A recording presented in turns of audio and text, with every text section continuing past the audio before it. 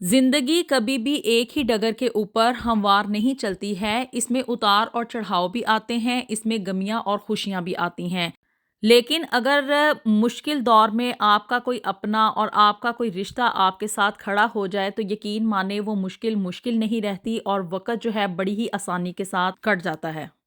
दर हकीकत इंसान को अपने रिश्तों का और उनकी अपनायत का तभी पता चलता है जब कोई मुश्किल वक़्त में आपका अपना कोई आपका साथ दे। लेकिन अगर मुश्किल में इंसान के अपने रिश्ते ही उसका साथ छोड़ दें तो यकीन माने इंसान के लिए ज़िंदगी गुजारना बहुत ही ज़्यादा मुश्किल हो जाता है।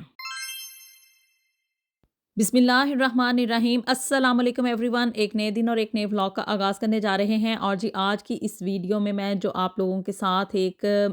स्टोरी जो है वो शेयर करने जा रही हूँ। ये पाकिस्तान में रहने वाली एक ऐसी औरत की कहानी है जिसने कि अपनी सारी ज़िंदगी पाकिस्तान में रहते हुए बड़ी ही मुश्किल के साथ गुजारी।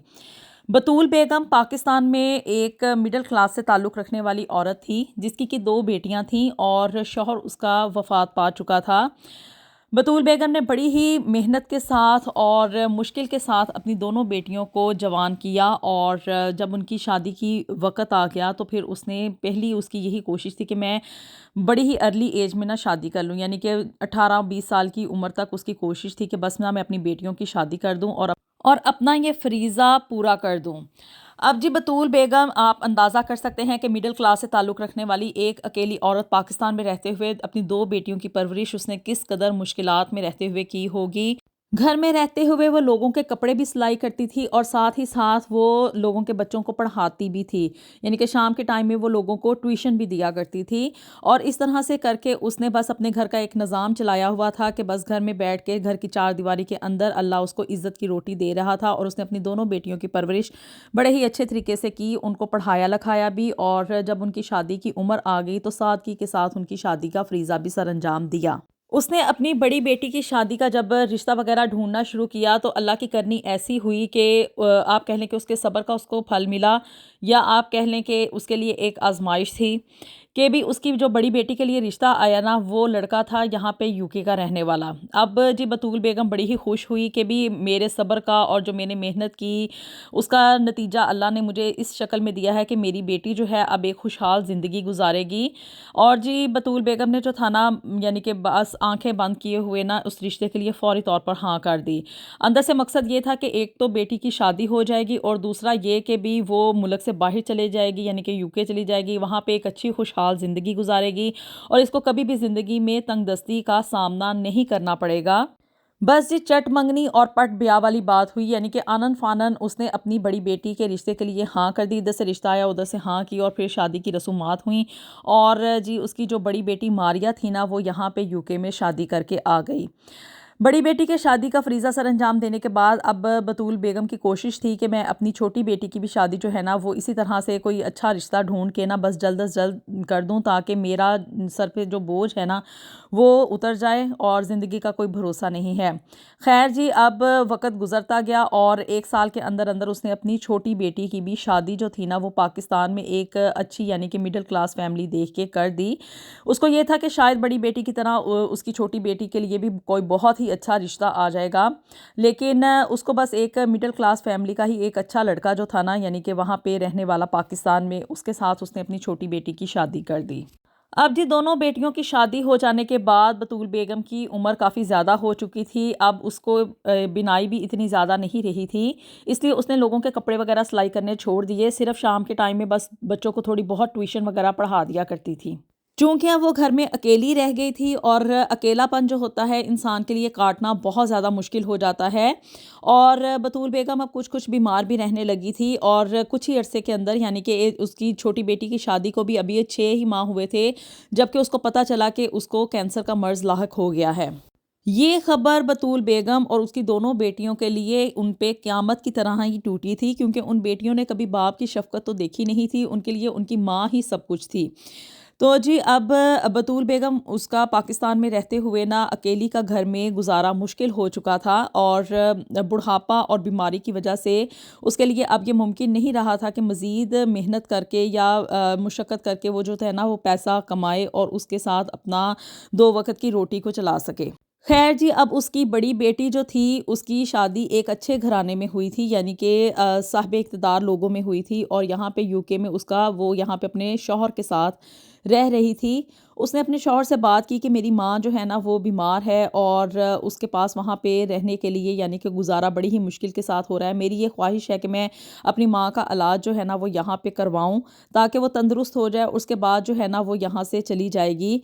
شوہر نے سوچا کہ ہاں چلو ٹھیک ہے، مطلب تمہاری ماں بیمار ہے اور اکیلی ہے، اور تم چونکہ اس کی ایک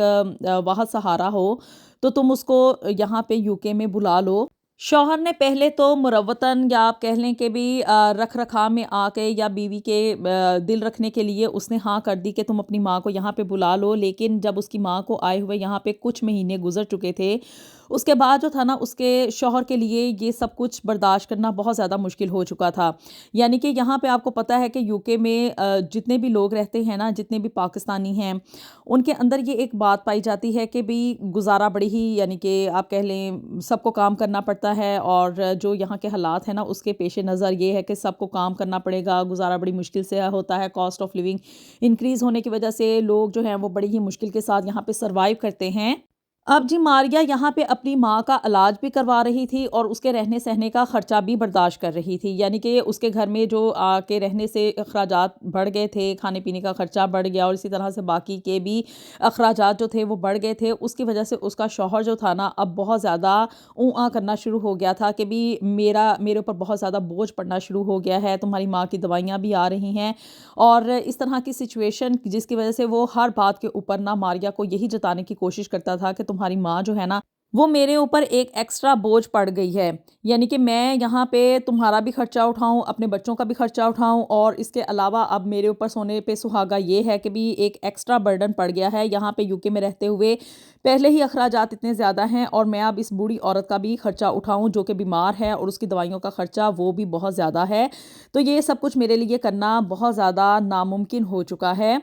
پہلے تو ماریا ان سبھی باتوں کو خاموشی کے ساتھ سنتی رہی، ان باتوں کو ٹالنے کی کوشش کرتی رہی کہ شاید ایک دو دفعہ یہ بات کرے گا، اور پھر اس کے بعد مجھے سنا کے شاید چپ ہو جائے میرا شوہر، لیکن اب یہ اس کا روز کا معمول ہو چکا تھا، یعنی کہ جب بھی گھر میں کوئی کھانا وغیرہ بننا، اور اس طرح سے اس کی دوائیوں کا جب بھی باری، یعنی ہر ہفتے ویکلی اس کی میڈیسنز آتی تھیں، اور اس طرح سے بہت سارے اخراجات تھے، تو اس کا شوہر جو تھا نا ہر روز تقریباً اس کے ساتھ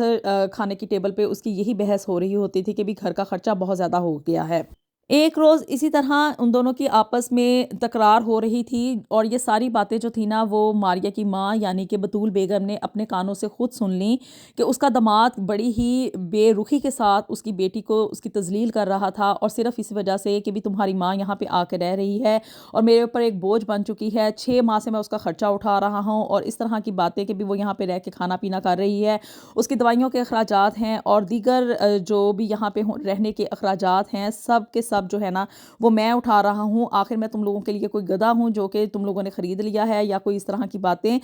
بطول بیگم کو یہ باتیں سن کے نا بالکل بھی اچھا نہیں لگا۔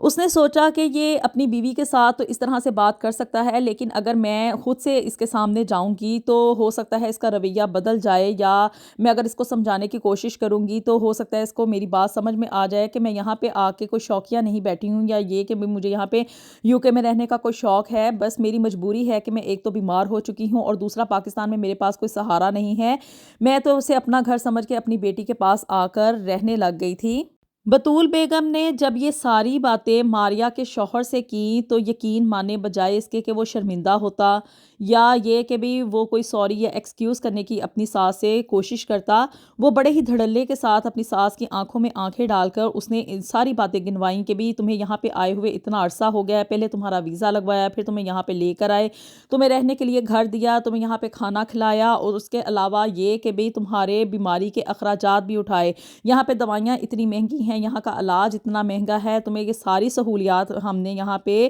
مہیا کی ہیں، لیکن تمہیں تو کوئی شرم و حیا ہے ہی نہیں کہ اپنی بیٹی کے گھر میں آ کے ایک بوجھ بن کے بیٹھ گئی ہو، بجائے اس کے کہ بھی تمہیں اگر ہم نے مروتاً میں نے یہاں پہ آنے کی اجازت دے دی تھی تو تم کچھ عرصہ 1-2 مہینے 3 مہینے میکسیمم رہو، تمہیں آئے ہوئے 6 مہینے ہو گئے ہیں، لیکن تم تو یہاں پہ ڈیرے ہی جما کے بیٹھ گئی ہو، بجائے اس کے کہ تم واپسی کا کوئی بندوبست کرو، تم تو یہاں پہ مستقل طور پہ رہنے کے چکروں میں ہو۔ बतूल बेगम को ये सारी बातें सुन के बहुत ज़्यादा दुख भी हुआ और गुस्सा भी आया, क्योंकि उसने अपनी सारी ज़िंदगी ना तो कभी किसी के आगे हाथ फैलाया था, बल्कि अपनी मेहनत करके अपनी बेटियों को पाला था। लेकिन कुदरत की करनी ऐसी हुई कि भी मैं बीमार हो गई और मैं अब मज़ीद मेहनत नहीं कर सकती थी। घर का अकेलापन मुझे काट खाने को पड़ रहा था और बीमारी की वजह से मैं वहाँ पे अकेले रह नहीं सकती थी। तो मैं तो अपनी बेटी के घर को अपना घर समझ के यहाँ पे आ गई कि चलो भी मेरी बेटी कह रही है, मारिया के कहने पे मैं यहाँ पे आ गई। लेकिन मुझे क्या पता था कि तुम इतने के ज़्यादा मुझसे तंग हो। खैर जी, दोनों सास और दामाद के अंदर बहुत ज़्यादा कहा सुनी हुई और ऐसी-ऐसी बातें उसके दामाद ने उसको कहीं जो कि इंसान सोच भी नहीं सकता। फिर जी इस सारी बहस और तकरार के अंदर उसके दामाद ने उसे कह दिया कि अब बहुत बहुत ज़्यादा हो चुकी है, अगर आपने यहाँ पे रहना है ना हमारे साथ इस घर में, तो उसका एक ही हल है कि आप यहाँ पे रहने के अपने अखराजात हमें यहाँ पे करेंगी। यानी कि आपको अपने रहने का खर्चा जो है वो खुद से उठाना पड़ेगा, अपनी दवाइयों का खर्चा भी आप खुद ही उठाएंगी और अपने खाने पीने का जो खर्चा है ना वो भी आपको देना पड़ेगा। अब जी बतूल बेगम और मारिया के तो पैरों के नीचे से ज़मीन निकल गई कि भी उसकी बूढ़ी माँ और बीमार माँ कैसे यहाँ पे रहते हुए इन सारे अखराजात को पूरे करेगी। यानी कि पाकिस्तान में तो बहुत ही मुश्किल था और अब यहाँ पे यूके में आते हुए तो ये बहुत ही ज़्यादा इम्पॉसिबल है कि इस कंट्री में रहते हुए वो इतने ढेर सारे अखराजात एक बूढ़ी औरत कैसे उठाएगी। बतूल बेगम बहुत ज़्यादा बेबस थी और इसी बेबसी के अंदर उसकी आंखों से आंसू निकल आए। वो रोते हुए अपनी बेटी मारिया को कहने लगी कि बस ठीक है, तुम्हारी बड़ी मेहरबानी कि तुमने मुझे अपने घर में रखा और खाना वगैरह खिलाया पिलाया, मेरी तीमारदारी भी की, मुझे दवाइयाँ भी खिलाई। लेकिन अब चूँकि मैं यहाँ पे रहते हुए ये सारे अखराजात उठाने के काबिल नहीं हूँ, तो तुम्हारी बड़ी मेहरबानी होगी कि तुम मुझे मेरे मुल्क पाकिस्तान में वापस भेज दो। मैं तो यहाँ पे इसे अपना घर समझ कर आई थी और इसे अपना बेटा समझकर आई थी कि बीमार और बूढ़ी माँ को अगर बेटे नहीं सँभालेंगे तो और कौन सँभालेगा। लेकिन मुझे क्या पता था कि ये बेटा नहीं बल्कि बेटे के रूप में एक बहरूपिया है।